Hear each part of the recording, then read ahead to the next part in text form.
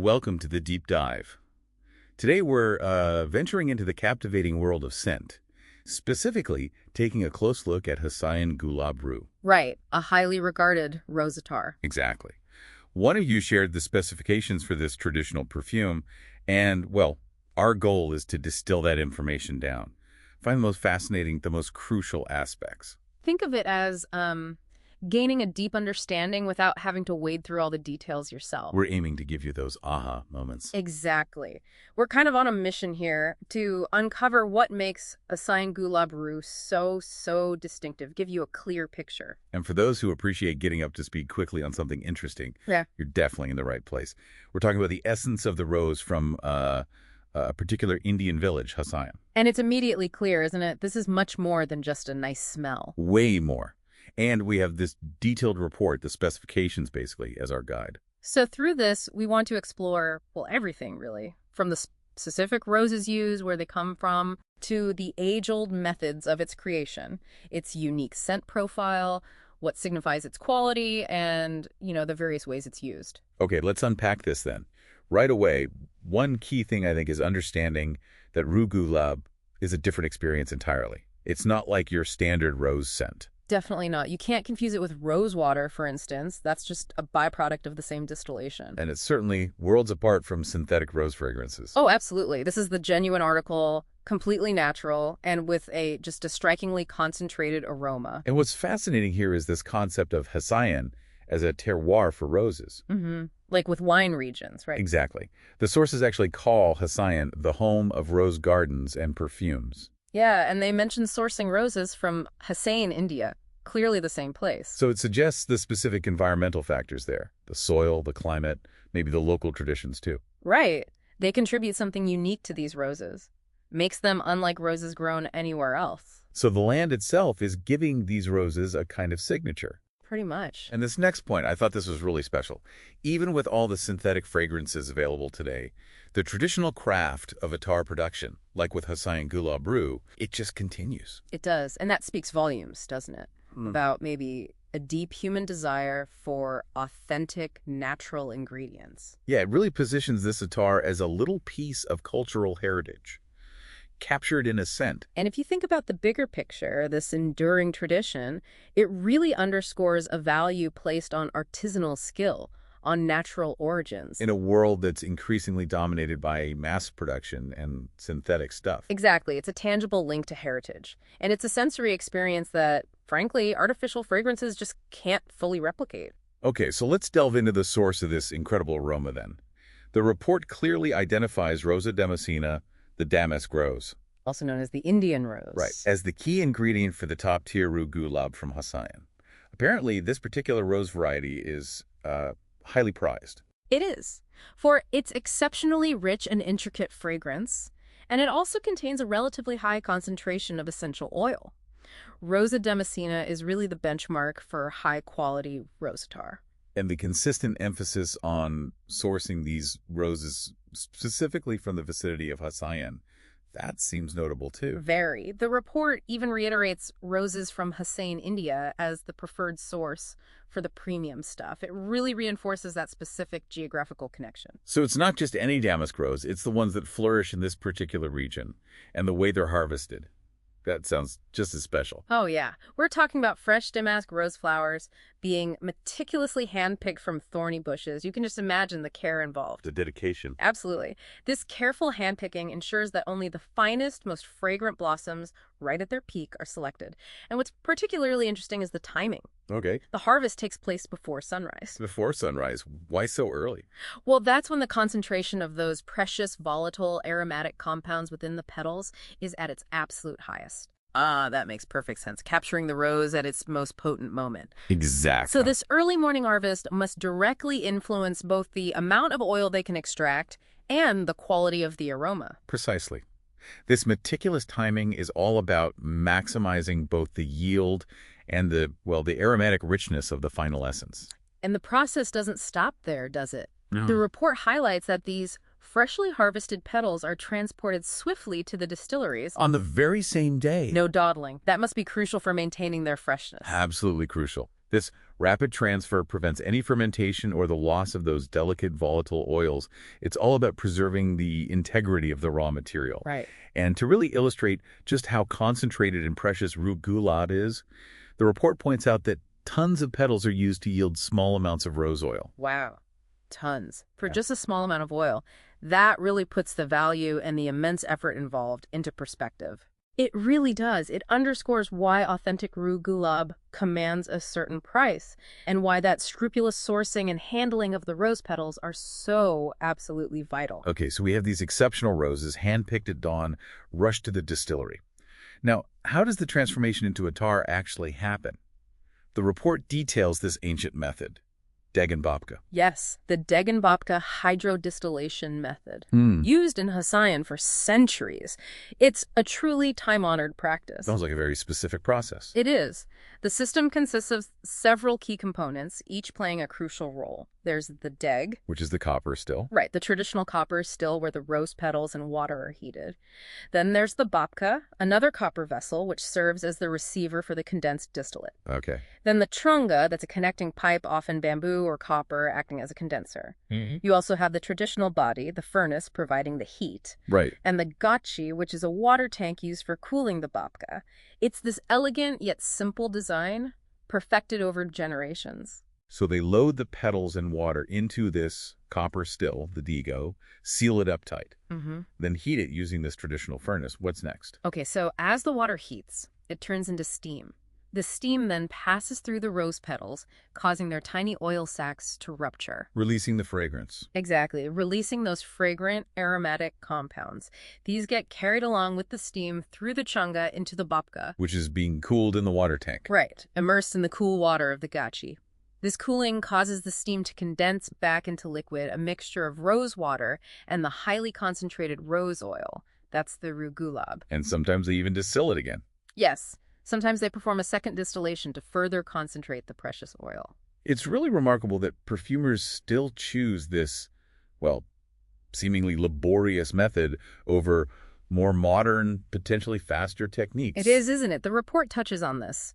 There's a strong belief that this gentle, traditional method best captures the full, nuanced essence of the rose. So they're prioritizing the complexity of the scent over, say, sheer efficiency. That's a crucial insight. It's a commitment to a richer, more nuanced scent profile, a rejection of shortcuts that might compromise that quality. And the fact that both the still and the receiver are made of copper, that seems significant. Definitely. Copper's excellent heat conductivity ensures a consistent temperature, which is vital for gentle extraction. Plus, there's this fascinating idea that the copper itself might interact with the steam. How so? At a molecular level, perhaps refining the aroma by binding to and removing certain undesirable compounds, like maybe some sulfurous notes. Interesting. And crucially, this whole process relies solely on water and heat, right? Absolutely. No chemical solvents used at any stage, which perfectly supports those 100% natural and alcohol-free claims you see with authentic Rooh Gulab. That's a huge plus for anyone seeking truly natural products. Really underscores the purity. It does. And it's clearly not just a mechanical process, is it? The report highlights the role of the distiller, the Gandhi. Yes, the Gandhi. Their expertise is paramount. They need an intimate understanding of the process. Like knowing exactly how much heat. Precisely. How to control the heat, how to constantly monitor the evolving aromas, and crucially, how to determine the exact moment when the extraction is complete. It's described as slow perfumery. And rightly so. It's an art form, really, passed down through generations. Requires patience and a highly attuned sense of smell. So after all that careful harvesting and this traditional, skillful distillation, what does Hasayan Gulab Rooh actually smell like? The report says the dominant note is pure rose. Nice rosy color with sweet rosy fragrance. Which sounds beautiful in itself, doesn't it? But it also hints at something more complex. Yeah. While that pure, sweet essence of rose is definitely at its heart, high-quality Hasayan Gulab Rooh offers these fascinating layers of complexity. One supplier's description actually breaks down its scent profile into an olfactory evolution. Oh, intriguing. Tell me more about that evolution. Okay, so they describe the initial top notes as light, refreshing, citrusy green notes and lemon accords. Kind of a bright, uplifting opening. Nice. Then these give way to the heart notes, described as an aromatic spectrum of bright roses.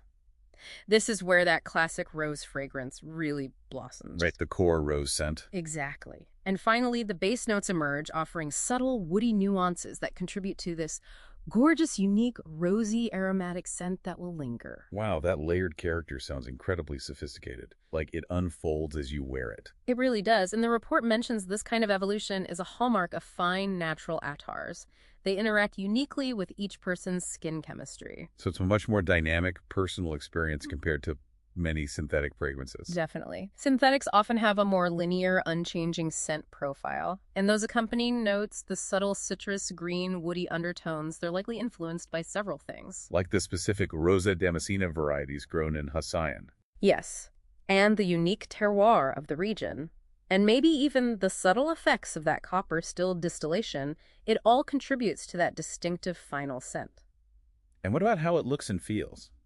The report mentions a nice rosy color, but also notes variations like pale yellow can occur. That's right. The color can have slight variations. It might depend on the specific batch, the stage of the distillation, even the age of the attar. And the distiller's technique. And the distiller's particular technique, exactly.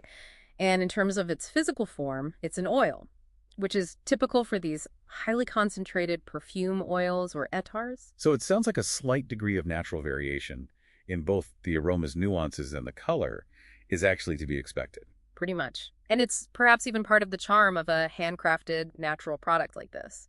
Yeah, those subtle differences are often seen as a mark of authenticity, a testament to its natural origin and the artisanal nature of its creation. Now, let's talk about something really crucial. Purity, quality, authenticity. How does someone ensure they're getting the genuine article, the real Hasayan Gulab Rooh? That's a key question.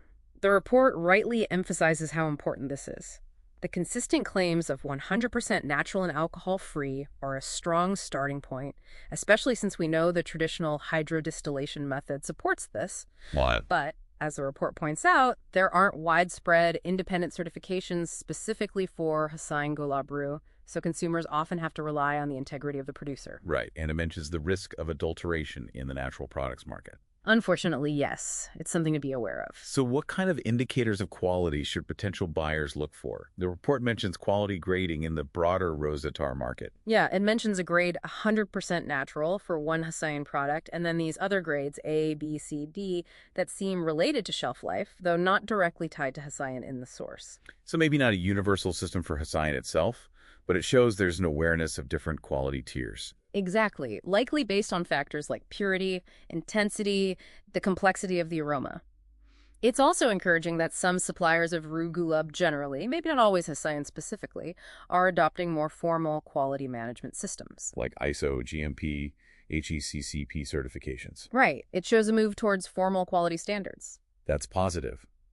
And the report also mentions general quality control practices from places like Canauj, strict sourcing, rejecting bad materials, batch coding. Those are definitely best practices that any reputable Hasayan producer would likely follow too. Being incredibly careful about where the roses come from, rejecting anything contaminated, and having systems to track batches. Okay, so for someone trying to identify authentic Hasayan Gulab Rooh, what are some key things to look for? Or maybe be wary of? The report offers some good clues. First, seek out that complex aroma we talked about, those distinct top, middle, and base notes. The evolution of the scent. Exactly. The fragrance should also have good longevity on the skin. Then the reputation and transparency of the seller are really paramount. Are they open about their sourcing and production? Right. And finally, the price. It should reflect the high cost of producing such a concentrated, labor-intensive natural product. So be very cautious of deals that seem too good to be true. Definitely. An unusually low price is often a red flag for potential adulteration or just poor quality. That's a really important point. The report also mentions the Bureau of Indian Standards, BIS, but notes there isn't a specific standard for attars or Rooh Gulab in the info provided. That's correct. So while BIS certification is important for many products in India for traditional attars like this, quality assurance still relies heavily on, well, traditional knowledge, the supplier's reputation, and the buyer's own assessment. Okay, so let's say you've managed to acquire some authentic Hasayan Gulab Rooh. How should it be packaged and stored to keep it in top condition? The report mentions small V vials and glass bottles. Yes, because it's so concentrated and precious, you usually find it in those smaller volumes. Glass is definitely the preferred packaging. What? It's inert. It won't react with the attar, so it helps preserve that delicate fragrance over time. The report also mentions cuppas, those small earthenware vessels. Right, for maturation. Exactly. Used traditionally for maturing the oil, but typically not for retail sale. And what about longevity? Shelf life. The report mentions quite a range, 24 months versus potentially 10 years for higher grades. It's a big difference, isn't it? This variation likely reflects differences in purity, overall quality, and maybe also conservative modern estimates versus the traditional understanding. Which is? That pure, high-quality attars can actually mature and even improve in fragrance over time. It's stored properly. This whole practice of maturing the oils is intended to allow the fragrance to deepen, become more complex. So almost like a fine wine or spirit that develops with age. In some ways, yes, but for practical purposes, it's always smart to follow the seller's recommendations on shelf life. Makes sense. And storage itself. The report emphasizes keeping it cool, dry, and definitely away from direct sunlight, ideally in a dark place with a stable temperature. And tightly sealed, presumably. Absolutely. Tightly sealed containers are crucial to prevent oxidation and evaporation, both of which can degrade the attar's quality. So treat it with the respect it deserves. Now, this attar isn't just about the beautiful smell, is it? The report gets into traditional and contemporary uses, and it sounds incredibly versatile. Oh, absolutely. Beyond being a luxurious, natural, personal fragrance, great for special occasions, and really it appeals across genders. It has a whole range of other uses. Like aromatherapy. Yes, it's used in aromatherapy for its potential to induce relaxation, maybe alleviate stress, symptoms of depression, anxiety, even insomnia. People use it in diffusers, personal inhalers, humidifiers. Fascinating. And it also has a spiritual dimension, doesn't it? Used in ceremonies, meditation. Yes, it holds deep cultural significance in spiritual practices. The aroma is believed to create a serene, uplifting atmosphere. The scent of rose is often associated with love, purity, devotion in various traditions. And I was intrigued to see it mentioned in cosmetics and skincare, too, like body creams, lotions, even a Hasayan rose handmade soap. Exactly. It's valued not just for the scent, but also for potential skin benefits, things like rejuvenation, anti-aging properties, hydration. And the fact that it's a 100% natural is obviously a big plus there. Right. And you can even use it as a natural home fragrance, added to potpourri, oil burners, maybe applied to fabrics. So it really has this holistic appeal, doesn't it? Yeah. Connecting with that contemporary interest in natural wellness for both emotional and physical well-being. Precisely. It kind of bridges ancient wisdom with modern needs for stress relief and mood enhancement, offers a really rich, multi-sensory experience. The report goes into even more detail on those therapeutic benefits, emotional, mental, even some physical aspects. It does. Emotionally and mentally, it's traditionally credited with easing stress and anxiety, elevating mood, maybe even helping with sleep. And for skincare. Beyond the lovely fragrance, it's believed to offer moisturizing, nourishing antioxidant properties, potentially reducing visible signs of aging, soothing irritation, kind of like a natural toner, too. And there are also some traditional physical health benefits mentioned. Anti-inflammatory, antiseptic. Yes, for minor wounds. And historical uses related to heart health, though maybe more on an emotional or energetic level. Plus traditional aromatherapy uses for things like hormonal balance, PMS relief, even respiratory health through inhalation, like clearing sinuses. But there's an important caveat there, right? A very important one. The report rightly points out that while these benefits are traditionally associated with Rooh Gulab, the scientific validation varies quite a bit.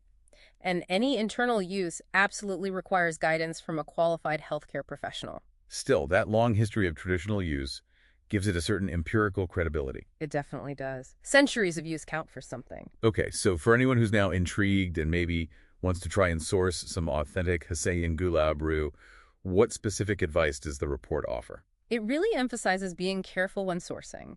It's a specialized product, there can be market variations, and let's face it, the average consumer might not immediately spot the difference. So the key is finding reputable sources. Exactly. Established perfumers, trusted suppliers known for quality and authenticity. Look for transparency. Are they open about where the roses come from? The specific botanical identity, Rosa damascena from Hasayan. Details about their distillation process. And the report suggests looking at retailers who specialize in traditional Indian attars. Yes, those specialists often have a deeper understanding and a stronger commitment to authenticity. It's worth remembering the market includes both small, artisanal producers and larger distributors. And the price point comes up again as an indicator. It does. The report gives examples of listed prices that reflect its premium nature. And again, be really wary of prices that seem unexpectedly low. Because that could indicate adulteration. Cheaper oils, synthetic fragrances mixed in. Precisely. Adulteration is a genuine concern with high-value natural products like this. That's why relying on reputable suppliers is so crucial. And if possible, using your own sense of smell to assess the complexity and authenticity of the aroma. The report also briefly touches on sourcing directly from Hasayan or India versus international retailers. Pros and cons to each, and how online platforms can help remote buyers. So the advice is basically, do your homework, choose your sources carefully, and be prepared for a price that reflects the true value and the huge effort involved in making the real thing. Exactly. When it comes to something this unique and precious, investing in authenticity and quality is definitely worthwhile. Well, this deep dive into Hasayan Gulab Rooh has been truly fascinating. It's clearly so much more than just a pleasant scent. It's deeply interwoven with the rich traditions of Indian perfumery. Absolutely. We've seen how its defining characteristics, that specific origin in Hasayan, the Rosa Damascena, the traditional Deg and Papka distillation, that wonderfully complex aroma. They all contribute to its unique identity. Highly prized identity. And its enduring appeal, it really seems to stem from this fundamental desire for authenticity, for natural ingredients, and the holistic benefits it offers. It really embodies that idea of slow luxury, doesn't it? It really does, and we shouldn't overlook its profound cultural significance. Its Indian roots, its role in spiritual practices, that connection to the very terroir of Hasayan. It offers an experience beyond just smelling nice. So by appreciating something like Hasayan Gulab Rooh, we're not just indulging our senses, we're also, in a way, valuing artisanal craftsmanship, helping preserve traditional knowledge. And supporting the communities that uphold these ancient crafts. Exactly. It's a tangible link to history, culture, and the natural world. Well said. And on that note, here's a final thought for you to consider. In our contemporary world, so often focused on speed and synthetic solutions, how can we maybe cultivate a greater appreciation for and learn from these ancient, natural, and geographically specific traditions, like the intricate process of creating Hasayan Gulab Rooh? What other seemingly simple products in our daily lives might hold such profound layers of history, culture, and sensory richness just waiting to be discovered and explored? Thanks for taking this deep dive with us.